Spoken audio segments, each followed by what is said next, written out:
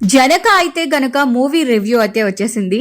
Cinema ఎలా ఉంది అంటే, సినిమా ఫస్ట్ హాఫ్ స్టార్టింగ్ నుండి చాలా ఫన్నీగా ఉంటుందంట.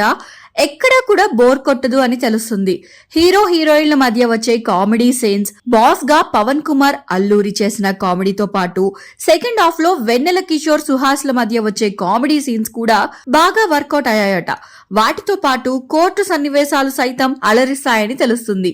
ఇక సినిమా కథ విషయానికి వస్తే, వాషింగ్ మిషన్ సేల్స్ మెన్ గా పనిచేసే సుహాస్ చాలని జీతం కారణంగా అప్పుడే పిల్లలు వద్దు అనుకుంటాడు.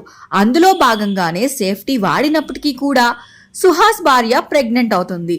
దీంతో ఆ కండోమ్ కంపెనీపై సుహాస్ వెన్నెల కిషోర్ సాయంతో కేసు వేస్తాడు. అలా కేసు వేసిన తర్వాత ఏం జరిగింది అనేది మిగిలిన కథగా కొనసాగుతుంది. ఈ సినిమా క్లైమాక్స్ లో చిన్నపాటి మెసేజ్ కూడా ఇప్పటి యువతరాన్ని ఆలోచింపజేసే విధంగా ఉంటుంది అని సినిమా చూసిన వాళ్ళు చెప్తున్నారు. ఓవరాల్ గా జనక అయితే గనక ఈ దసరాకి ఫ్యామిలీతో చూడదగ్గ సినిమా అని చూసిన ప్రేక్షకులు తెలియజేస్తున్నారు. కాగా ఈ సినిమా బాక్స్ ఆఫీస్ వద్ద కూడా మంచి వసూళ్లు సాధించే అవకాశాలు ఉన్నాయని అనిపిస్తుంది.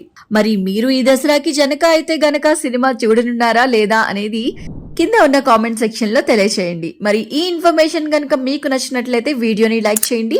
ఇలాంటి ఇంట్రెస్టింగ్ విషయాలకే అండ్ రివ్యూస్ కే మన ఛానల్ ని సబ్స్క్రైబ్ చేయడం మర్చిపోకండి. Thanks for watching.